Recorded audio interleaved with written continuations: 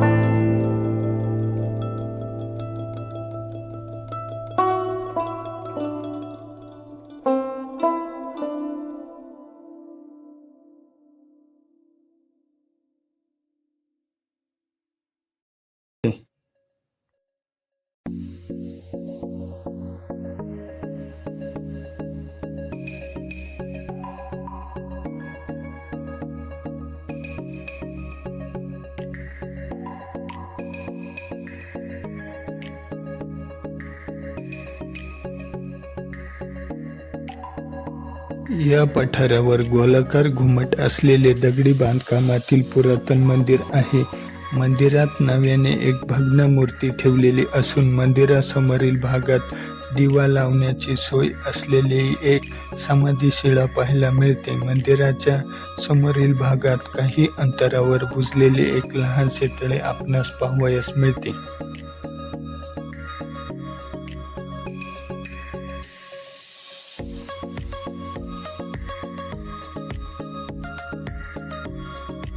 मंदिरापासून अर्ध्या तासाची चढाई करून टेकडीवर आल्यानंतर या ठिकाणी आपणास उघड्यावरच मारुती रायाची मूर्ती पाहावयास मिळते.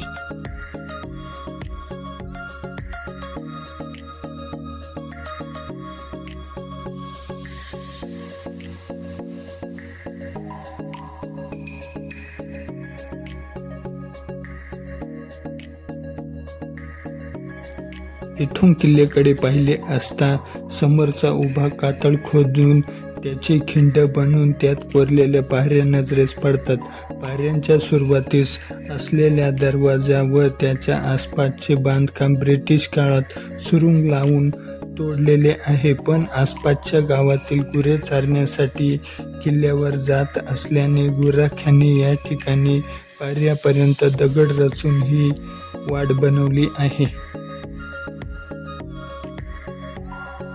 या पायऱ्यांच्या खालील बाजूस कातळात कोरलेल्या 2 गुहा असून एक पाण्याचे टाके आहे. या टाक्यातील पाणी पिण्यायोग्य आहे.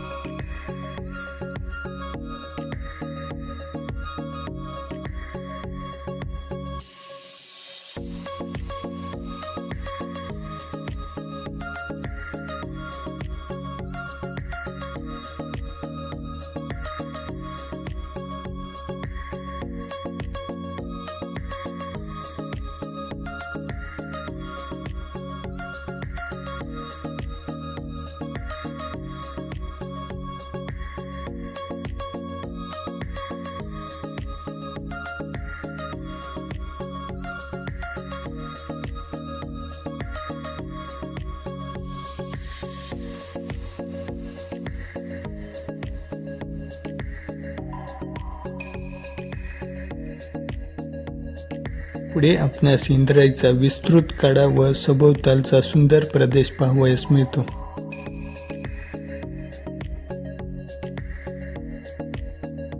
त्या टाकीतील थंडगार पाणी पिऊन आपणास परत पायरी मार्गापाशी यायचं आहे.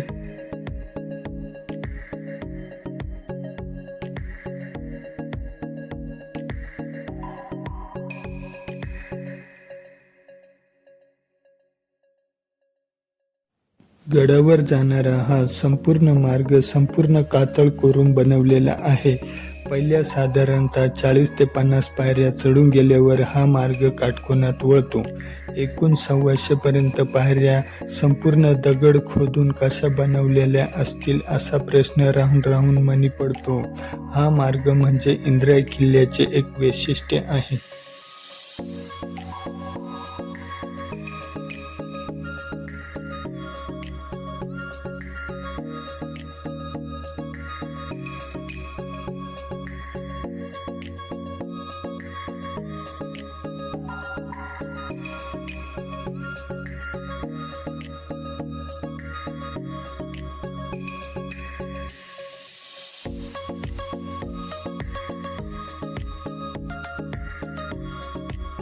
या वळणावर कातळ भिंतीत पहारेकऱ्यांसाठी लहानशी गुहा कोरलेली आहे.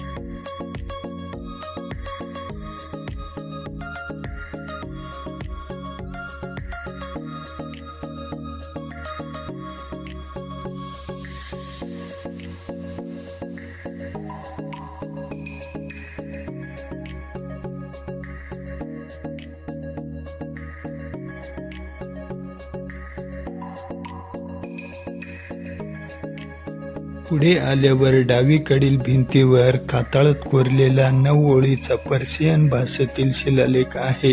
उघड्यावर असल्याने याची मोठ्या प्रमाणात झीज झाली आहे.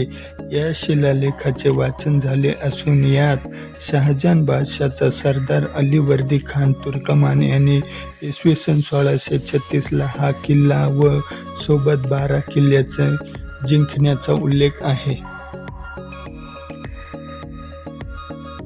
पुढे दरवाजाच्या आतील बाजूस दगडी बांधकामातील पहारेकऱ्यांसाठी देवळे आहे. पुढे पूर्वाभिमुख असलेला हा दरवाजा आज पूर्णपणे ढासळलेला असून त्याची केवळ चौकट शिल्लक आहे.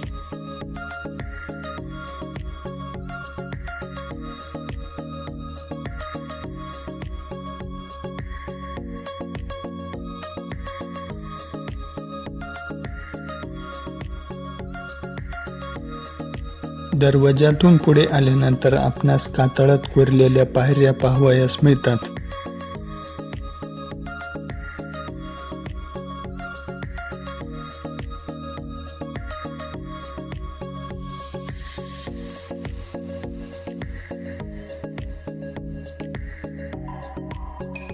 पुढे आल्यानंतर आपणास काही समाध्या पाहावयास मिळतात. त्यातील काही समाध्या धनाच्या लालसाने उकरून ठेवलेल्या आपणास पाहावयास मिळतात.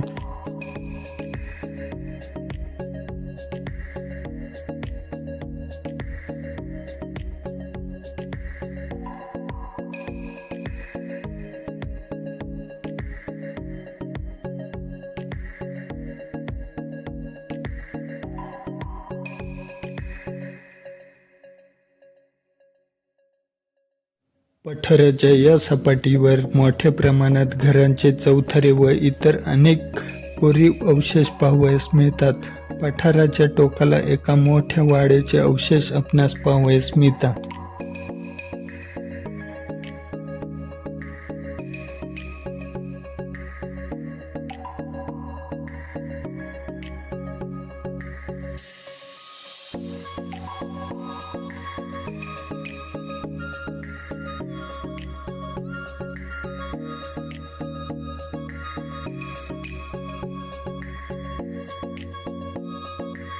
या वाड्यातील हमामखान्याची इमारत आजही आपले अस्तित्व टिकून आहे.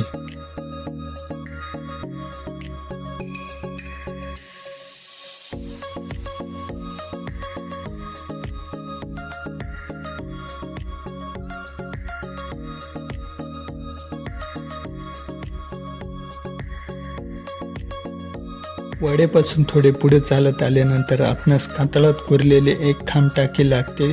त्यातील पाणी पिण्यायोग्य आहे.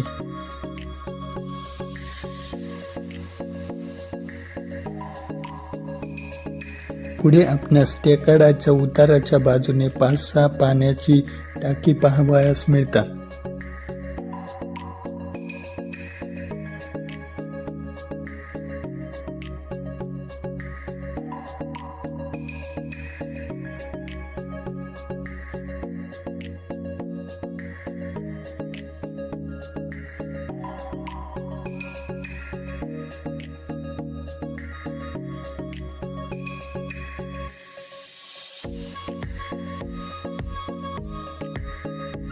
या टाक्यांच्या पुढील बाजूस खांबावर तोललेल्या 3 गुहा आहे. पुढे आपण या टेकाडाच्या कातळात एका सलग रांगेत कोरलेल्या 20 ते 25 लेणी वजा गुहा आहे. मध्यभागी दरवाजा व शेजारी 2 खिडक्या अशी रचना असलेल्या या गुहा आतील बाजूने दरवाजाने एकमेकांत जोडलेल्या आहेत. गुहांच्या बाहेरील दालनात असलेल्या खांबावर नक्षीकाम केलेले आहे. पावसाळा वगळता यातील काही लेण्यांत आपण राहू शकतो.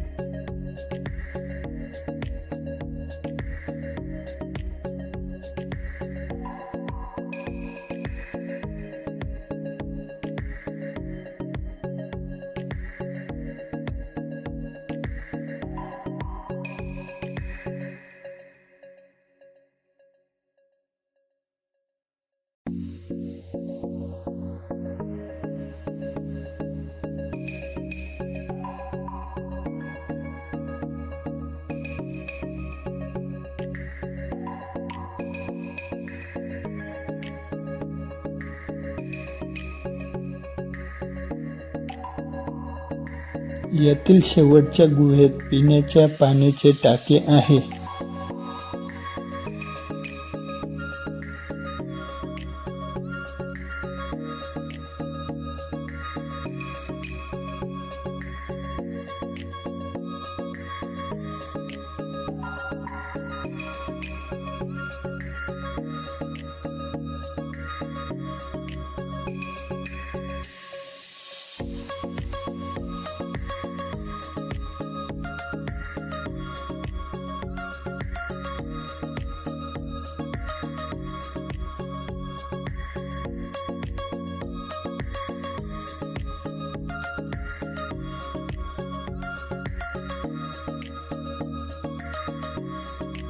पुढे समोरचा कातळात कोरलेला व दरीच्या काठाने दगडी बांधकामाने बंदिस्त केलेला प्रचंड मोठा तलाव आहे.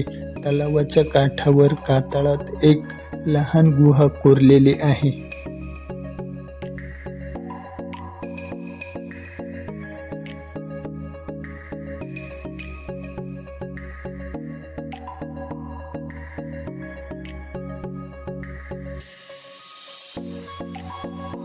दुसरे मोठे गुहेत शिव मंदिर कोरलेले आहे. द्वारमंडप, सभामंडप व गर्भगृह अशी या गुहा मंदिराची रचना असून सभामंडपामधील खांबावर नक्षीकाम केलेले आहे. गाभाऱ्यात शिवलिंग असून द्वारमंडपात दगडी नंदी आहे. गाभाऱ्याच्या बाहेर असलेल्या एका कोनाड्यात गणपतीचे तर दुसऱ्या कोनाड्यात भैरवाची मूर्ती आहे. या मंदिरात 5-6 माणसे सहजपणे राहू शकतात.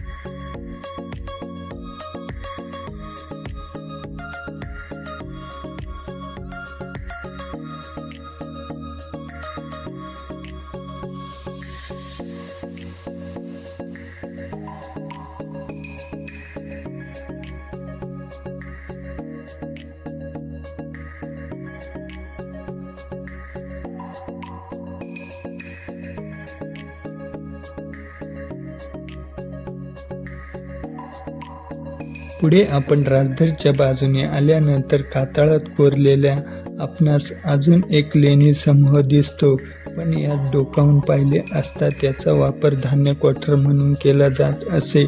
एका ठिकाणी ही गडावरील कचेरी होती असा उल्लेख मिळतो.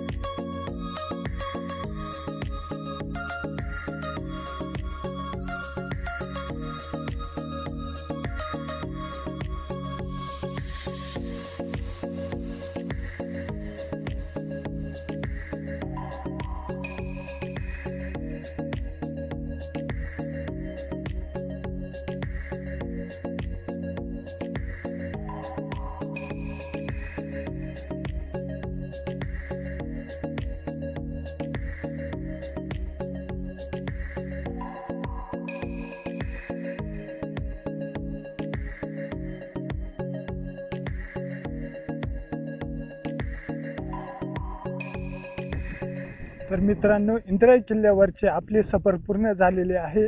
तर हा व्हिडिओ आवडल्यास नक्की लाईक करा, शेअर करा आणि चॅनलवरती नवीन असाल तर चॅनलला जरूर सबस्क्राईब करा. चला भेटूया नवीन व्हिडिओमध्ये.